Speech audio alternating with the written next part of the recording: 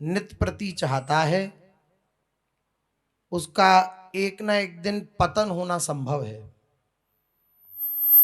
मन की अनुकूलता का अर्थ यह है कि अपनी इच्छा पर समर्पित रहना, भगवान की इच्छा पर समर्पित न होना। जोई जोई प्यारो करे सोई मोय भावे, ये जो शरणागति का मूल सिद्धांत है, इस सिद्धांत में अगर कोई आड़े आता है तो ये मन की अनुकूलता ही आड़े आती है। क्योंकि शरणागति का स्वरूप है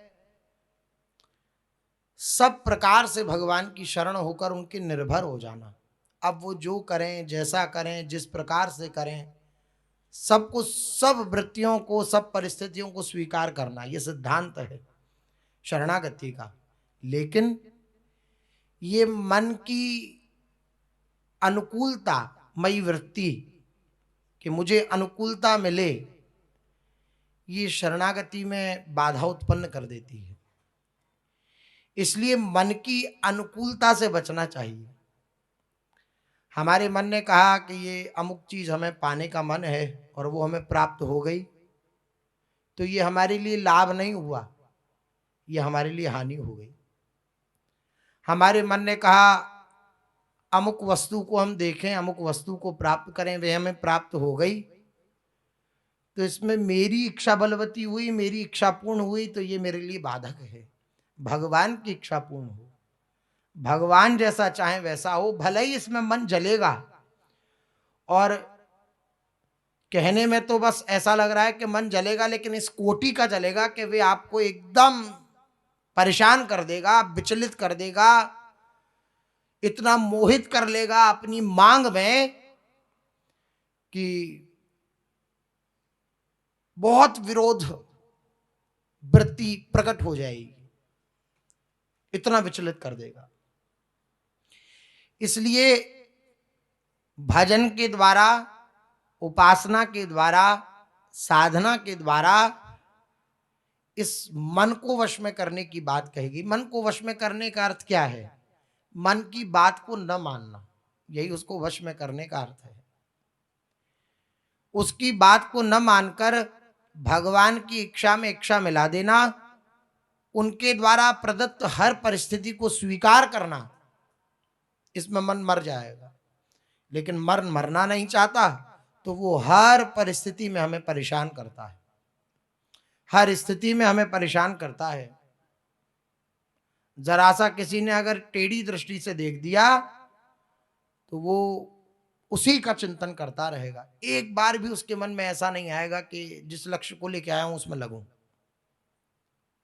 बोले क्या 24 घंटे हम यही याद करते रहे हम किस लक्ष्य को लेकर आए हैं? ये करना पड़ेगा, नहीं तो भटकने में देर नहीं लगेगी। ध्रुवदास जी कह रहे हैं राई के सम चलत ही हो तो और की और, राई के समान इधर उधर हुआ पग डग तो इधर की उधर हो जाएगा, पता भी नहीं लगेगा।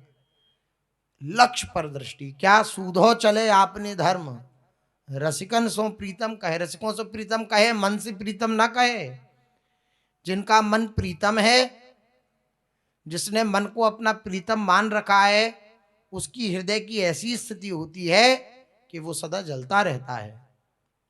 लेकिन जिसने प्रीतम को प्रीतम मान रखा है, युगल सरकार को प्रीतम मान रखा है, उसके हृदय में नित्य आनंद का वर्धन होता रहता है।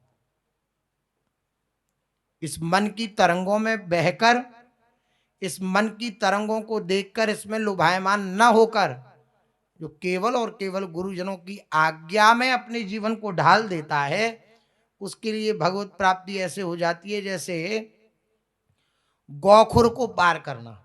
गौखुर समझते हैं? गैया ने किसी जगह पैर जमाया, वहां गड्ढा बन गया गैया के पैर से और उसमें पानी भर गया।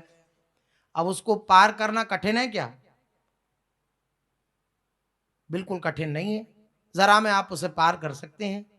और बल्कि आपको तो ऐसा विशेष ध्यान भी नहीं देना पड़ेगा उसे पार करने के लिए, स्वाभाविक वृत्ति है, उसके द्वारा आप पार कर जाएंगे। इस प्रकार से भगवत प्राप्ति उसके लिए हो जाती है। इस माया प्रपंच को पार करना इस प्रकार से हो जाता है उस उपासक के लिए जिसने अपने जीवन को गुरुदेव की इच्छा में ढाल दिया कि गौखुर के समान इस माया प्रपंच को पार करके और वह भगवत प्राप्ति कर लेता है। लेकिन इन मन की मांगों को टाल पाना, इस मन की स्थिति को समझकर इसमें तन्मय ना होकर इसको देखते हुए इसके साथ व्यवहार करना, ये केवल और केवल भजन से संबंध रखता है। अर्थात भजन डट के हो तब ये समझ में आवे कि मन की स्थिति क्या है, मन अभी क्या मांग रहा है, ये इसे देना है या नहीं देना। अभी तो क्या है, मन की मांग मेरी मांग है, मन की मांग नहीं है, मन की मांग मेरी मांग है। इसलिए विचलता आ जाती है, परेशान हो जाते हैं, किसी भी सूत्र को अपना नहीं पाते। क्यों? तन्मया स्थिति मन के साथ हो गई है।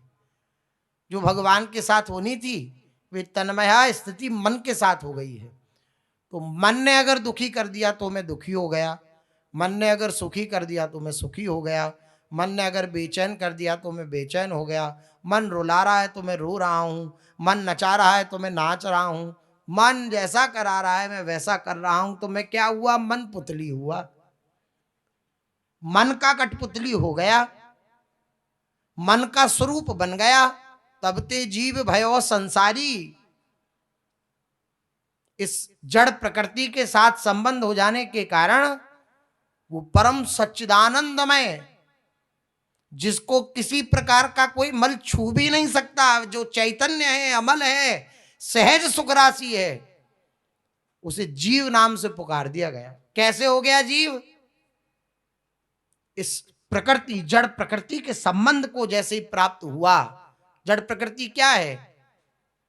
ये पंच महाभूत, पंच तन्मात्राएं, मन बुद्धि अहंकार, ये सब ये जड़ प्रकृति है। इस जड़ प्रकृति के साथ जहां संबंध हुआ तब से जीव भयो दुखारी, दुख से ग्रसित हो गया, परेशान हो गया, क्लेशित हो गया। अब क्या करना पड़ेगा सुखी होने के लिए? इससे संबंध छोड़ना पड़ेगा। इससे संबंध कैसे छूटेगा? भजन से इससे संबंध छूटेगा। जितना नाम का रटन होगा, जितना भगवान नाम का गायन होगा, जितना भगवान नाम का श्रवण होगा, तो इस रहस्य को हम समझ पाएंगे। मन दुखी हो रहा है, मैं दुखी नहीं हो रहा, मैं आनंदित हूं। मन परेशान है, आज मेरा मन बहुत दुखी है, आज मेरा मन ऐसा करने को नहीं कह रहा। तो अर्थात मन और आप अलग अलग हैं, क्योंकि आप देख पा रहे हैं कि मन दुखी है। जैसे हम दूसरे व्यक्ति से नहीं कहते आज आप बहुत दुखी हैं, तो आप अलग है, मैं अलग हूं। इसी प्रकार हम मन से कहते हैं आज मन बहुत दुखी है, इसका मतलब मन अलग है, मैं अलग हूं। मन दुखी है, मैं आनंदित हूं। मन परेशान है, मैं आनंदित हूं। लेकिन मन के साथ ऐसा जुड़ाव, ऐसा संबंध, ऐसी मित्रता है कि बहुत कठिन पड़ता है इससे संबंध विच्छेद करना। कहते हुए सुनते हुए भी मन से संबंध विच्छेद करना बहुत कठिन पड़ता है। कैसे सरल होगा? भगवान के नाम से, भगवान के भजन से इससे संबंध टूटने लगेगा। तो फिर क्या होगा? गुरुदेव की आज्ञा में अपने मन को जोड़ना पड़ेगा। तो मन से संबंध हटा, मन का संबंध गुरुदेव की आज्ञा से जोड़ दिया। अब मन भी प्रसन्न, हम भी प्रसन्न।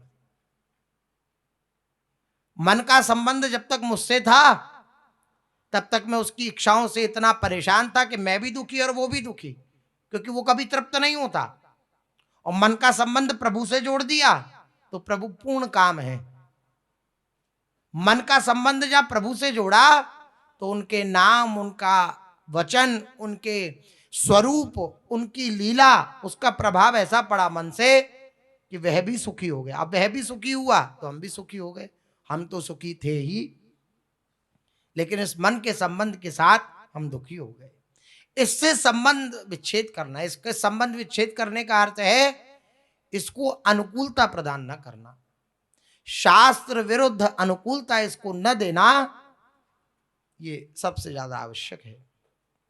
और फिर साधक के लिए तो गुरु के विरुद्ध अगर मन सत्कार्य भी करना चाहता है, शास्त्र के द्वारा जो प्रामाणिक कार्य हैं, वह भी अगर गुरु के विरुद्ध वह करना चाहता है तो वह भी नहीं करवाना है मन से, क्योंकि आज वो शास्त्र सम्मत कार्य कराकर और कब शास्त्र विरुद्ध कार्य करा दे कुछ नहीं पता उसका। अभी वो धीरे से आपको धीरे धीरे अपनी मनगढ़ंत शास्त्र पद्धतियों में लगाएगा, फिर धीरे से जहां उसकी वह निज स्थिति है प्रकृति में वहीं पर धकेल कर ले जाएगा। इसलिए जो भी सत्कार्य भी हों वे भी गुरुजनों की आज्ञा के अनुरूप हों, तभी मन मरता है, वरना पल ही में मर जाए। एक पल में देखा हमारा मन तो मर गया, अब हमें तो शांत स्थिति हो गई। कभी भगवत कृपा से 2-4 मिनट के लिए भगवान के भजन में मन लग जाए, भगवान की कृपा से तुरंत अहंकार आड़े आ जाता। वो कहता अब तो मन शांत हो गया, मन विश्राम को प्राप्त हो गया, मन मर गया, अब तो मैं जीत गया। और अगले ही क्षण पलहू में मर जाए और पल ही में जीवित है, पल ही में पर हाथ देखत बिकानो है। महापुरुष जन कह रहे हैं कि मन को हमने देखा है पल ही में मर जाए, एकदम ऐसा अनुभव कराने लगेगा कि अब तो अब कृत्य भयऊ में, और पल ही में जीवित है। अगले क्षण देखा कि जिस वृत्ति के लिए मैं सोच रहा था कि मैं तो जीत गया, वही वृत्ति फिर जागृत हो गई। और पल ही में पर हाथ देखत बिकानो है। अब तक लग रहा था मेरे बस में है मन, लेकिन अब देख रहा हूं कि पर हाथ बिखानो है। अमुक व्यक्ति ने ऐसा कह दिया, मैं दुखी हो गया, मन दुखी हो गया। अमुक व्यक्ति ने बहुत मेरी तारीफ कर दी, मैं सुखी हो गया। अमुक व्यक्ति ने मेरा बहुत अपमान किया, मैं क्लेशित हो गया। अमुक व्यक्ति ने इतनी मेरी इस भरे समाज में निंदा, अब मैं अपना शरीर छोड़ दूंगा। क्या? पर हाथ बिकानो है, दूसरे के हाथ बेच दिया। मेरा मन जो मेरे पास था, जिसको मैं गुरु आज्ञा में लगा रहा था, एक समय ऐसी स्थिति आ गई और अधिक समय ऐसी स्थिति रहती है कि वो उस पर हाथ बिकाए रहता है, दूसरे के हाथ में रहता है।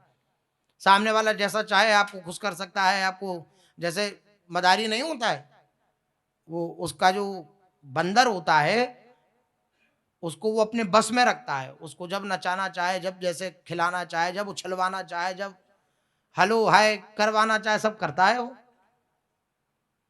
क्योंकि बस में हो गया। ऐसे ही हमने अपने इस बंदर को, मन रूपी बंदर को दूसरे के हाथ में बेच दिया। अब तुम अगर मुस्कुरा दिए, मन प्रसन्न है। तुम अगर गुस्से में हो गए, मन दुखी हो गया। क्या हुआ? पर हाथ बेच दिया अपने मन को, यह हानि हो गई। इसी को कहते हैं कि अपना स्विच दूसरे के हाथ में दे देना। वो जैसा चाहे रिमोट कंट्रोल उस तरीके से आपको चलावे। नहीं,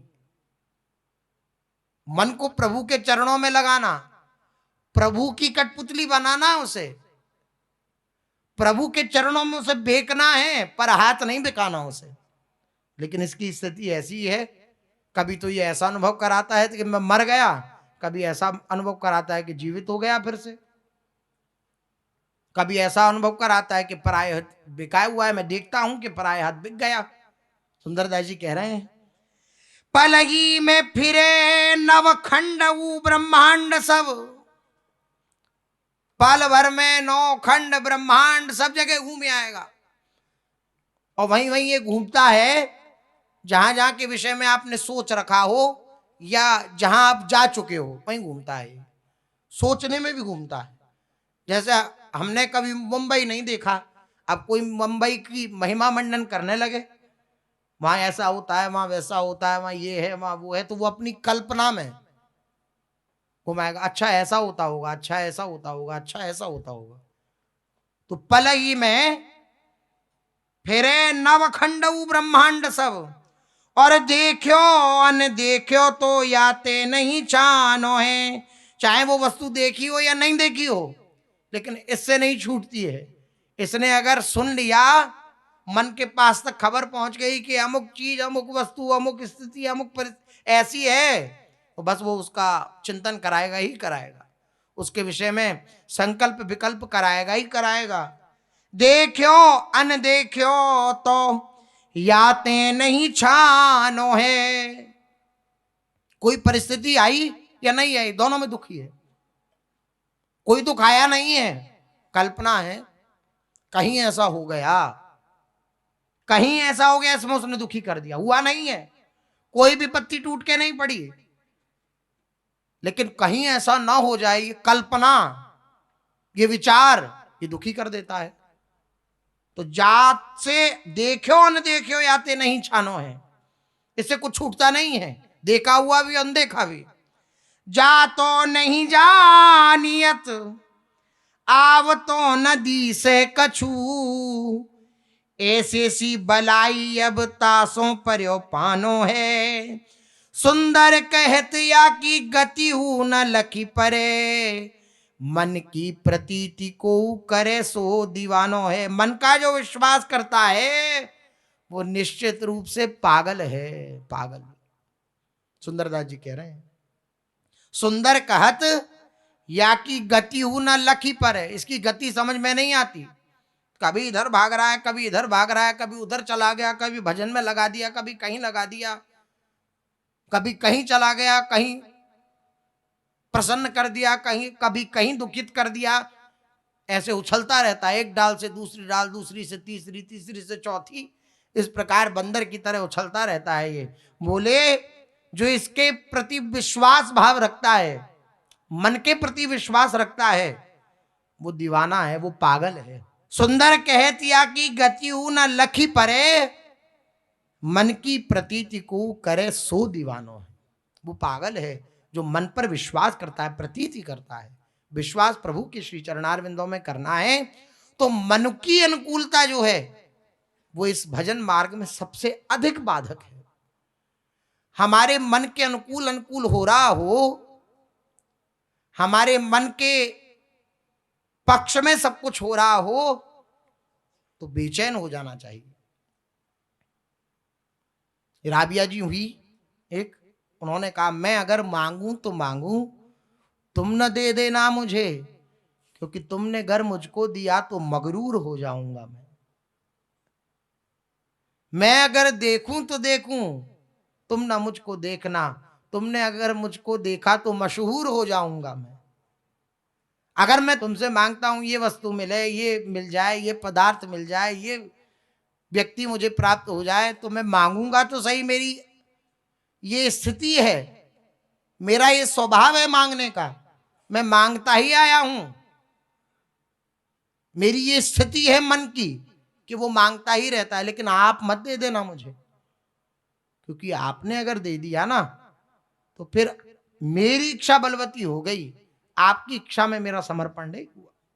नहीं, मैं चाहूं कुछ और, तुम चाहो कछु और, या मैं होत रसाभास।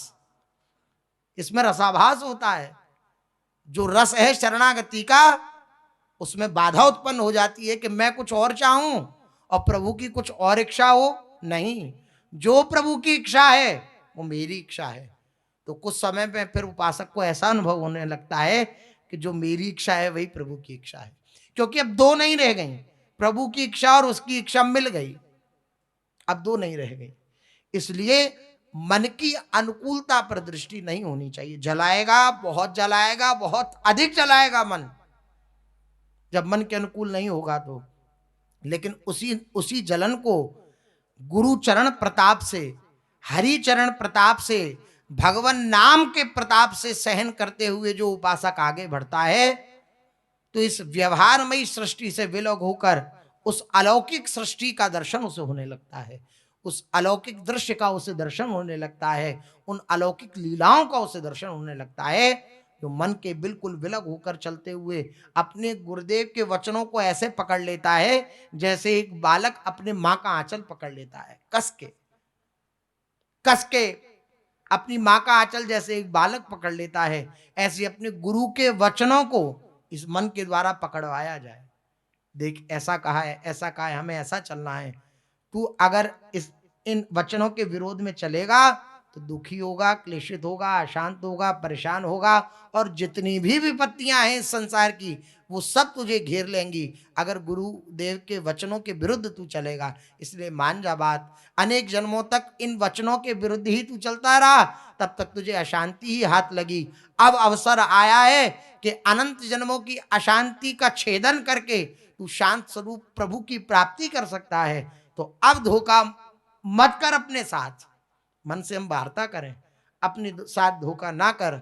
भगवान के जो प्यारे जन हैं, प्रियजन हैं, उन प्रियजनों की बातों को शिरोधार्य करके, उनके वचनों पर पूर्ण विश्वास करके अपने जीवन को उनके वचनों पर न्योछावर कर दे तो बात बन जाएगी। अन्यथा शरणागति में जो बाधा उत्पन्न करता है वो ये मन ही है। मन की अनुकूलता प्रतिकूलता में वृत्तियां ही ये शरणागति में। अब मन जब तक समर्पित नहीं होगा तो शरणागति का जो स्वरूप है, अजात पक्षाय वो मातरम खगाह, ये नहीं आ पाएगी स्थिति। इसलिए मन की अनुकूलता चाहना, पूज्य सदगुरुदेव भगवान के वचन, ये खास बंधन है। बंधनों में भी खास बंधन है मन की अनुकूलता चाहना। चलते हैं, महाप्रभु श्री चैतन्य देव जी का चरित्र अपने लोग कथन श्रवण कर रहे हैं। श्री महाप्रभु जी विराजमान हैं। बलगंडी में श्री जगन्नाथ जी को भोग पधराया गया है और खूब भोग लगा है श्री ठाकुर जी को। प्रताप रुद्र जी पर भी श्री महाप्रभु जी की कृपा हुई और प्रताप रुद्र जी ने गोपी गीत का गायन करके श्री महाप्रभु जी को सुनाया। महाप्रभु जी अत्यंत प्रसन्न हुए और प्रेमालिंगन प्रताप रुद्र जी का किया, प्रेम में भरकर आलिंगन प्रदान किया प्रताप रुद्र जी को।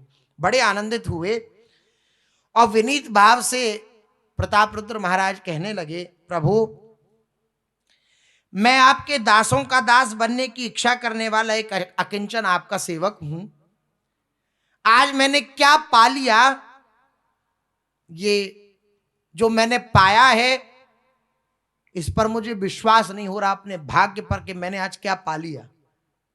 आज मैंने वो पा लिया जिसके लिए मैं अनंत काल से तृषित था, प्यासा था कि ये मुझे प्राप्त हो, और वो आज मुझे प्राप्त हो गया। महाप्रभु के प्रेमालिंगन को पाने पर फिर मेरे लिए संसार में प्राप्य वस्तु रही क्या गई है, अब कुछ पाना शेष नहीं रह गया है। देखिए ये विश्राम स्थिति आती है भगवान की चरण सन्निधि से। जो मन दिन रात हमें कामनाओं से जलाता रहता है, अब ये मिल जाए, अब ये मिल जाए, अब ये मिल जाए, वो विश्राम को प्राप्त हो जाता है। अब कछुनाथ न चाहिए मोरे, दीन दयाल अनुग्रह तोरे। अब कुछ नहीं चाहिए। ये स्थिति कब आती है? केवल भगवत चरणारविंद का आश्रय लेने पर। आपके हृदय में किसी कामना की अगर जलन है तो आप सच मानिए आप भगवान से विलग हैं, इसलिए जल रहे हैं। और जितने क्षण, जितने मिनट, जितने घंटे आप तन्मयता के साथ भगवान में लगे होंगे, आप पाएंगे उस समय हृदय में कोई आकांक्षा नहीं होगी, कोई आकांक्षा नहीं। सौभाग्य से कभी भगवान की कृपा हो, मिनट, 2 मिनट, 10 मिनट, 1 घंटा, अगर आपको ऐसा सौभाग्य प्राप्त हो कि भगवान के नाम में, भगवान के रूप में, भगवान की लीला में, भगवान के धाम में मन लग रहा है, तो उस समय आप पाएंगे कोई कामना नहीं। उस समय आपसे अगर कोई कहे कि आपको ये वस्तु चाहिए, तो आप उससे कह देंगे नहीं चाहिए, हमें कुछ नहीं चाहिए, हमें प्रियालाल चाहिए। उस समय हो सकता है 10 मिनट बाद उस भाव का अंतर्ध्यान लीला हो जाए, तो फिर आप वही वस्तु मांगने लगे जिस वस्तु के लिए मना किया था। वो कब मांगी? जब आप फिर व्यवहार में उतर आए, जब आपने फिर इस प्रकृति को स्वीकार कर लिया, जब आपने इस मन को फिर तन्मयता पूर्वक स्वीकार कर लिया। जहां तक हम भजन में हैं, जहां तक हम प्रभु में हैं, वहां तक किसी वस्तु की आकांक्षा रह नहीं जाती। हाँ, वस्तु की आकांक्षा के लिए भगवान का भजन हो रहा है तो फिर भगवान कृपा करेंगे। पहले वह नाम पापों को मिटाएगा, फिर जाकर के उस वस्तु की प्राप्ति जो आप करना चाहते हैं, या तो भगवान उस वस्तु की आसक्ति को मिटा देंगे या प्राप्त करा के आसक्ति मिटा देंगे। ये लंबा प्रोसेस है। लेकिन भगवान से कुछ न चाहकर, केवल उनको चाह करके भगवान का भजन किया जाता है, तो ये स्थिति आने लगती है, कोई आकांक्षा, कोई चाह नहीं रह जाती, क्योंकि भगवान पूर्ण काम है, उनकी शरण में आने के बाद चाह कैसे रह जाएगी। कह रहे हैं प्रताप रुद्र जी, आपका प्रेमालिंगन प्राप्त कर लिया तो अब किसी भी वस्तु को प्राप्त करने की क्या आकांक्षा है, कुछ नहीं रह गया, अब कुछ प्राप्त करना शेष नहीं रह गया। आप कहेंगे राजा हैं प्रताप रुद्र जी, तो उनके पास तो खूब सामग्री है, धन वैभव है, उनको क्या चाहिए, वो तो कह ही देंगे। नहीं, भगवत शरणागति का ये प्रभाव है कि कोई चाह नहीं रहे। सुदामा जी के पास क्या है, विचार करिए। नरसिंह जी के पास क्या है, कुंभनदास जी के पास क्या है। आप उनका जीवन चरित्र अगर दर्शन करेंगे तो पाएंगे अत्यंत अकिंचन मई वृत्ति है उनके जीवन में। इस बात से श्री कृष्ण के पास नहीं गए सुदामा जी कि वह कुछ दे देंगे, बल्कि लेकर गए अपने साथ। प्रेमी को देना ही आता है, लेना नहीं आता। जो लेने की भावना रखता है वे वासनाओं से ग्रसित है, और जो देने की भावना रखता है उसको सुख दूं, आनंद प्रदान करूं अपने प्रेमी प्रेमास्पद को, वह सच्चा प्रेमी है। सुदामा जी अपने साथ लेके गए कि मित्र के घर जा रहा हूं तो खाली हाथ नहीं जाना चाहिए, और इस आकांक्षा से नहीं गए कि वो जो, तो देखो ये सुदामा जी को देकर भी कुछ नहीं भेजा श्री कृष्ण ने। भगवान अपने भक्त की इच्छा के विरुद्ध एक पग भी आगे नहीं बढ़ाते हैं। अगर भक्त नहीं चाहता ना कि मुझे वैभव प्राप्त हो तो भगवान कभी उसे नहीं देते। भक्त नहीं चाहता तो कहीं ना कोई आकांक्षा रहती है, इसलिए वैभव की प्राप्ति होती है। सुदामा जी को ऐसे ही भेजा ठाकुर जी ने, वो स्वागत सत्कार करके, देखो तुम सब उतार दो, जाओगे तो रास्ते में चोर डाकू तुम्हें परेशान करेंगे, इसलिए तो चिंतन करते हुए जा रहे हैं कि मेरा प्रिय मित्र मुझसे कितना प्रेम करता है। वे जानता है कि अगर मैंने इसे ऐश्वर्य दिए, भोग दिए, तो ये मेरा चिंतन छोड़ देगा, इसलिए मेरे प्यारे मित्र ने मुझे वो दिया नहीं। ये कैसी अनुकूल संकल्प है, कैसी शरणागति है, बिल्कुल प्रतिकूल भाव नहीं, बिल्कुल विपरीत भाव नहीं, क्षण भर के लिए भी। और सुशीला जी की आकांक्षा थी कि जाएंगे द्वारिकाधीश के पास तो कुछ ना कुछ तो मिलेगा, तो ठाकुर जी ने भेज दिया, और द्वारिका से भी अच्छी पूरी सुदामापुरी बनवाई सुशीला जी के लिए। गए सुदामा जी तो देखा, तो सूरदास जी ने लिखा, सुदामा मंदिर देख डरे, यहां तो हती मेरी छोटी सी झुपड़िया, कंचन महल खड़े। सुदामा मंदिर देख डरे, सुदामा जी देख के डरे चारों तरफ। अरे एक छोटी सी झोपड़ी थी, कोई राजा आया उसे भी ले गया, अपना नगर बसा लिया। पूछा किसका नगर है, बोले सुदामापुरी है। सुदामापुरी, सुदामा तो मेरा ही नाम है। अच्छा, कोई सुदामा नाम का राजा हुआ होगा। इतने में दास दासियों ने खबर पहुंचाई कि आपकी स्वामी आ गए। तो सुशीला जी बढ़िया राज रानी बनके, तो सुदामा जी पहचान ही नहीं पा रहे हैं। बोले हम आपकी अर्धांगिनी सुशीला। अच्छा सुशीला, वाह, किसने किया ये सब? बोले जिसके पास आप गए थे। अरे नहीं, ऐसा हो ही नहीं सकता, उसने तो हमें एक रत्ती भर भी कुछ ना दे करके हमें विदा किया। वो ये सब कैसे? बोले अंदर ही बैठे हैं। सुदामा जी बोले अंदर बैठे हैं? जब आना था तो हमें साथ ले आना था, अंदर बैठे हैं। अंदर गए तो देखा ठाकुर जी बैठे हैं, विराजमान हैं। सुदामा जी के नेत्रों में आंसू भरे आए, मुझे ये सब कुछ नहीं चाहिए, आपकी स्मृति नित्य निरंतर बनी रहे, यही मेरी आकांक्षा है। और ऐसा भी वर्णन महापुरुषों से सुना है कि जैसा जीवन सुदामा जी का था वैसा ही जीवन आजीवन उन्होंने निर्वाह किया, एक छोटी सी झोपड़ी में। सुशीला जी से कह दिया कि तुम्हारी आकांक्षा थी तो मैं प्राप्त हो गया, तुम अपने आनंद लो, लेकिन मैं अपने श्री कृष्ण के सिवा कुछ नहीं चाहता। तो ऐसा नहीं कि ये राजा हैं इसलिए कह रहे हैं कि हमें किसी वस्तु की आकांक्षा नहीं है, आपका प्रेमालिंगन प्राप्त हो गया तो अब कुछ पाने की आशा हृदय में नहीं रह गई, ये राजा हैं इसलिए ऐसा कह रहे हैं। नहीं नहीं, एक अकिंचन भक्त भी जब भगवान की शरण में हो जाता है, जिसके पास व्यवहार की कोई सामग्री नहीं है, और वह भी जब भगवान की शरण हो जाता है, तो उसके हृदय की भी यही स्थिति होती है कि अब कछुनाथ न चाहिए मोरे, अब कुछ नहीं चाहिए। वरना आप देखिए, बड़े से बड़े वैभव को प्राप्त करके भी आकांक्षाओं का समापन नहीं होता, आकांक्षाएं वैसी की वैसी बनी रहती हैं। बड़े तो बड़े खर्चे, गरीबी बनी ही रहती है वैसी की वैसी हृदय में। आकांक्षाओं का समापन तो केवल और केवल भगवान के चरणार बिंदों के आश्रय से ही होता है। आज प्रताप रुद्र जी कह रहे हैं मैं धन्य हो गया, आज मैं धन्य हो गया, मेरा मनुष्य जन्म लेना सफल हो गया। इतने दिन की जगन्नाथ जी की सेवा का पुरस्कार मुझे आज प्राप्त हो गया। श्री महाप्रभु जी, आपका ये जो मुझे प्रेमालिंगन मिला है, आपके श्री चरणों में मेरा अक्षुण्ण स्नेह बना रहे, कभी क्षीण ना हो ये स्नेह है, ये प्रेम अक्षुण्ण बना रहे।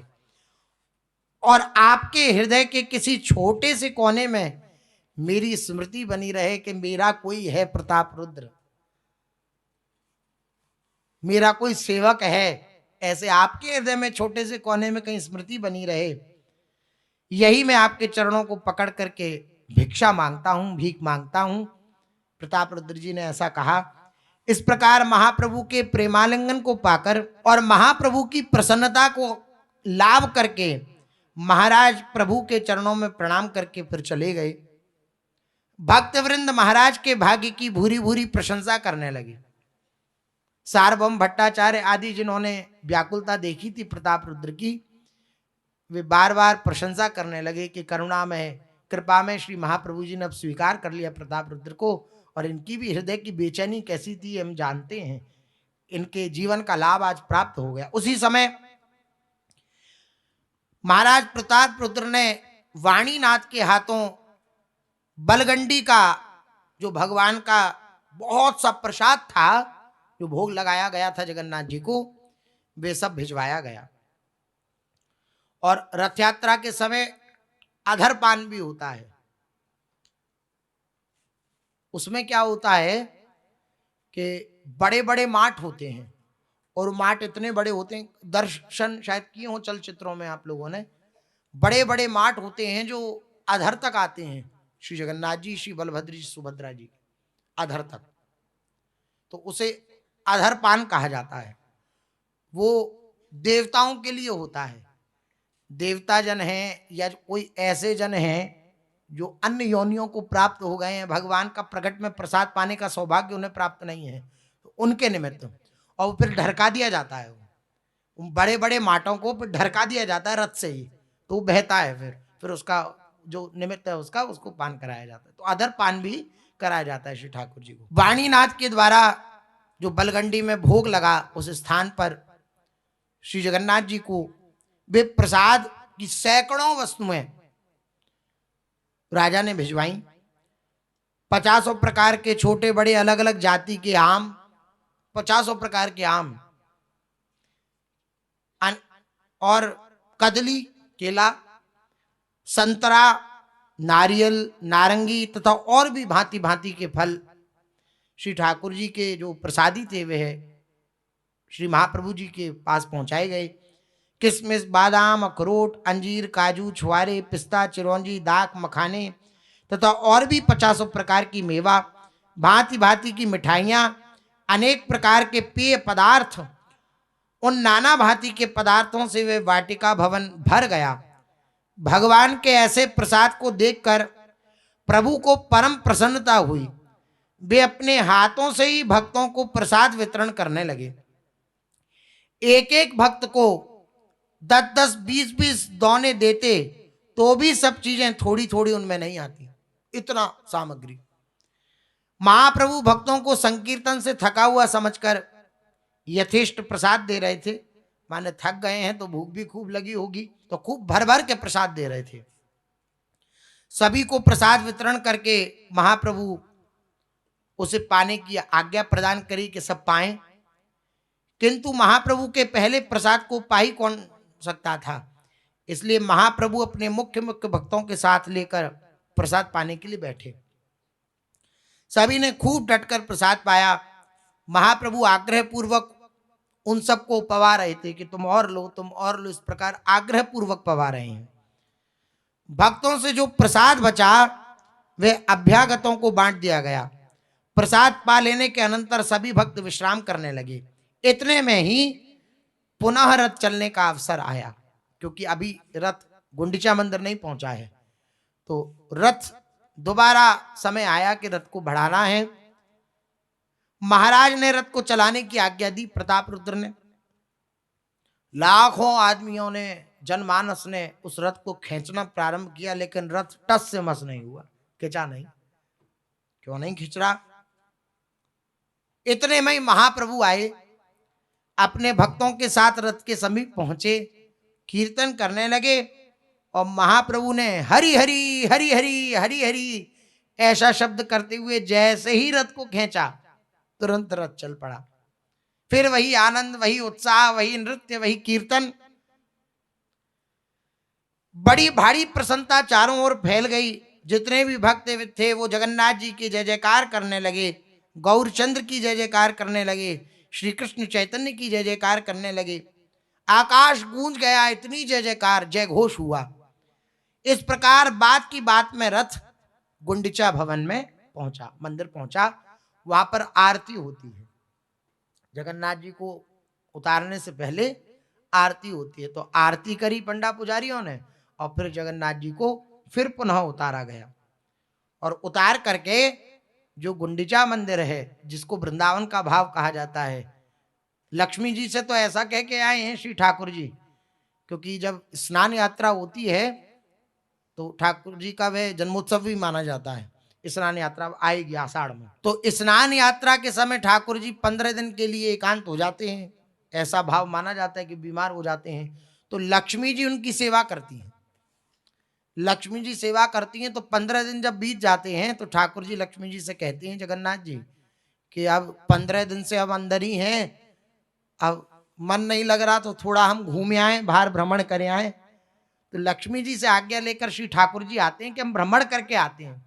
लक्ष्मी जी को ये बता के नहीं आते कि मैं वृंदावन जा रहा हूँ, ये बता के आते हैं कि हम घूम कर आते हैं, भ्रमण करके आते हैं। अपने भाई बहन बलराम जी और सुभद्रा जी, हम जो है घूम कर आते हैं। तो जाते हैं श्री ठाकुर जी, लेकिन यहाँ जो भाव है महाप्रभु जी का, वो वृंदावन का भाव है। बोले वृंदावन में पधारे श्री ठाकुर जी, पधराया गया। भगवान के पुजारियों ने जगन्नाथ जी की आरती करी। महाप्रभु ने मंदिर के सामने ही कीर्तन आरंभ कर दिया। महाप्रभु तो अत्यंत उत्साहित हैं। बड़ी देर तक संकीर्तन होता रहा। फिर महाप्रभु सभी भक्तों के सहित भगवान की संध्याकालीन भोग आरती में सम्मिलित हुए। सभी ने भगवान की वंदना स्तुति करी। तदनंतर भक्तों के सहित महाप्रभु ने गुंडीचा उद्यान मंदिर के समीप आई टोटा नामक एक बाग में रात्रि भर निवास किया। इस प्रकार से 5 दिन बीते। फिर 5 दिन के बाद पंचमी आई। उस पंचमी को कहते हैं हीरा पंचमी। हीरा पंचमी का अर्थ होता है हेरना। जैसे कोई कहीं चला गया हो और बहुत देर हो गई हो, तो उसे ढूंढने के लिए निकले, कोई तो हेरता है ना कि कहाँ है। तो लक्ष्मी जी आती हैं। लक्ष्मी जी के हृदय में ये बात आती है कि कह के गए थे घूमकर आता हूं, लेकिन 5 दिन हो गई अभी तक वापस ही नहीं आए। तो लक्ष्मी जी अपने पार्षदों के सहित और अस्त्र शस्त्र लेके कि कहीं किसी विपदा में न पड़ गए हों। ये प्रेममयी लीला है भगवान की। लक्ष्मी जी कहती हैं कि सब अपने जो पार्षद हैं वो सब अपने अस्त्र शस्त्र ले लो और देख के आए कहां हैं।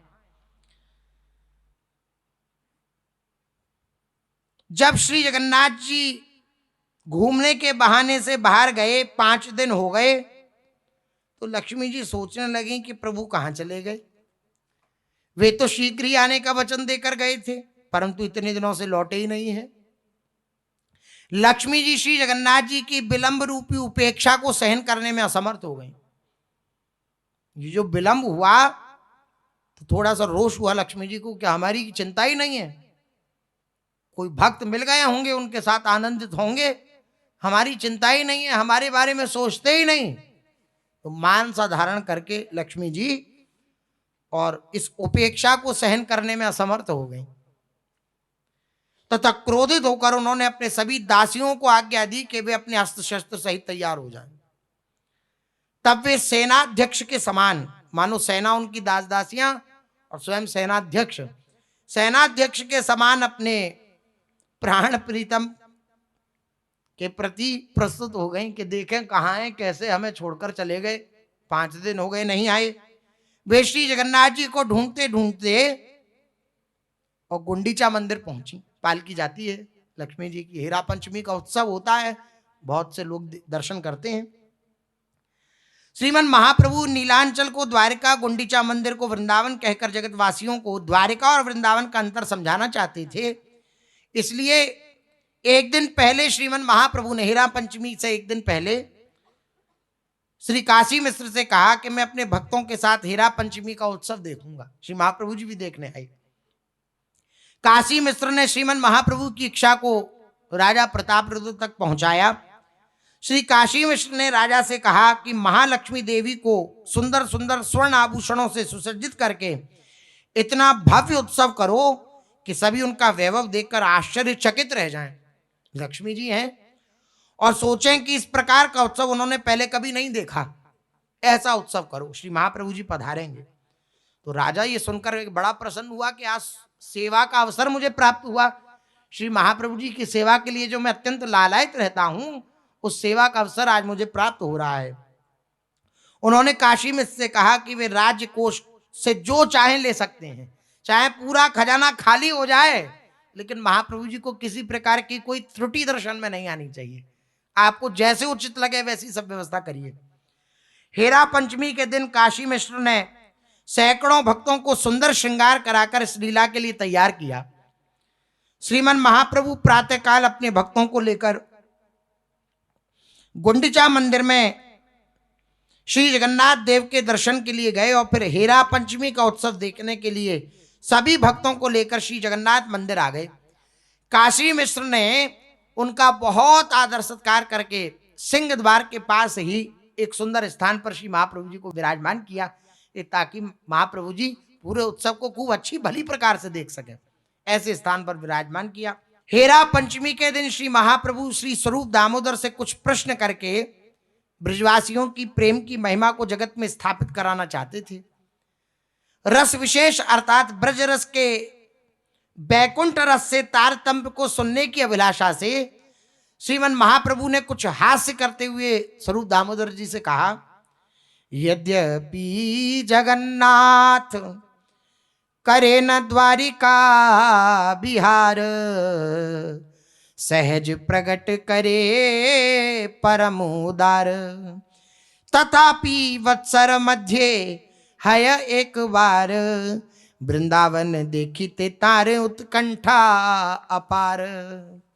चैतन्य चरितामृत में वर्णन है, यद्यपि श्री जगन्नाथ देव जीवों के प्रति अपनी परम करुणा को सहज रूप में प्रकट कर द्वारिका धाम रूपी नीलांचल मंदिर में विराजमान रहकर वहां विहार करते हैं, श्री महाप्रभु जी कह रहे हैं स्वरूप दामोदर जी से, लेकिन एक वर्ष में एक बार उनके हृदय में वृंदावन जाने की तीव्र उत्कंठा जागृत हो जाती है।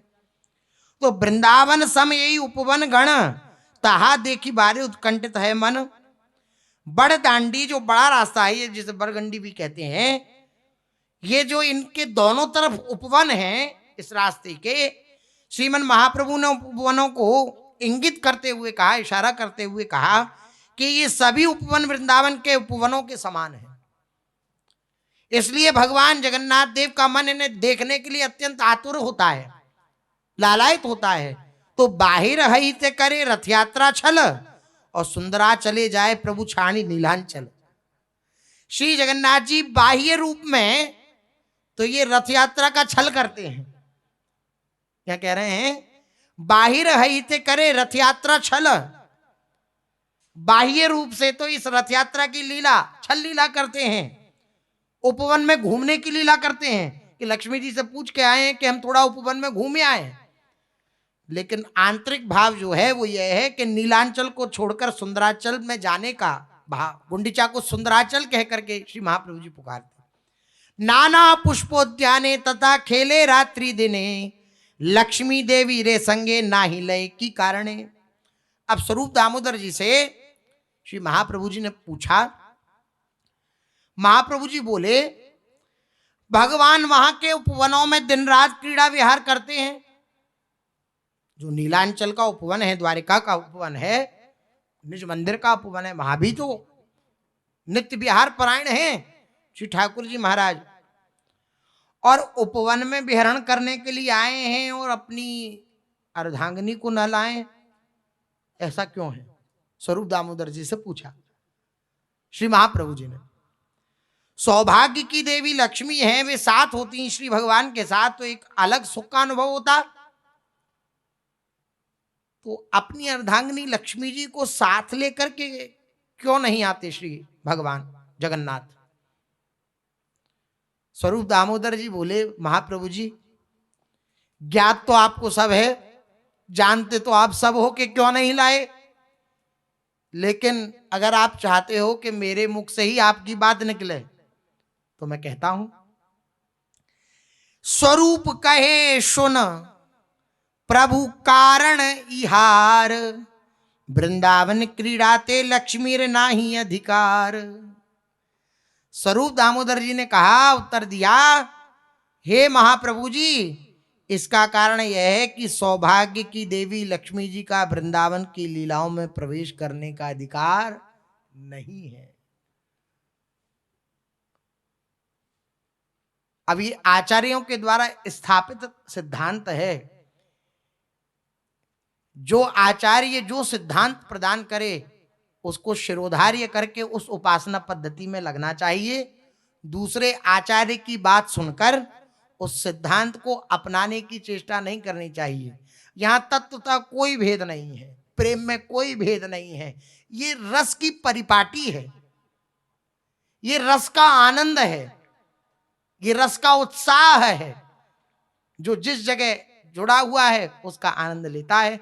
श्री महाप्रभु जी श्री स्वरूप दामोदर जी के द्वारा इस बात को प्रकट करा रहे हैं कि जो वृंदावन की लीला है उसमें लक्ष्मी जी का प्रवेश नहीं है। आगे वर्णन मिलेगा। पल्ली पार बेलवन में लक्ष्मी जी विराजमान है, मेला लगता है, ब्रजवासी जाते हैं लक्ष्मी जी का दर्शन करने। तपस्या में तपस्या परायण है लक्ष्मी जी, किस लिए? भगवान की वृंदावन की रासलीला आदि में प्रवेश मिल जाए।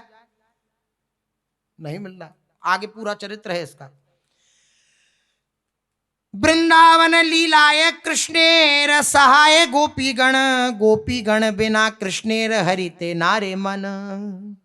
वृंदावन की ये जो मधुर लीलाएं हैं, ये गोष्ठ वृंदावन गोपी वृंदावन की जो ये मधुर लीलाएं हैं, उनमें गोपियां ही श्री कृष्ण की सहायक हैं, क्योंकि गोपियों के बिना अन्य कोई भी कृष्ण के मन का हरण नहीं कर सकता। जो गोपी वृंदावन है, गोष्ठ वृंदावन है, उसमें कौन विराजमान है? गोपी वल्लभ श्री कृष्ण विराजमान है, गोपी वल्लभ हैं। तो गोपियों के सिवाय और कोई भी श्री कृष्ण के मन का हरण नहीं कर सकता इस गोपी वल्लभ श्री कृष्ण के निज वृंदावन में, इस गोष्ठ गोपी वृंदावन में। तो इस लीला का विस्तार, इस लीला का दर्शन श्री महाप्रभु जी इस हेरा पंचमी के दिन सबको कराना चाहते हैं, इसलिए महाप्रभु जी लीला का विस्तार कर रहे हैं। इसकी शेष चर्चा आगे। श्री राधा वल्लभ लाल की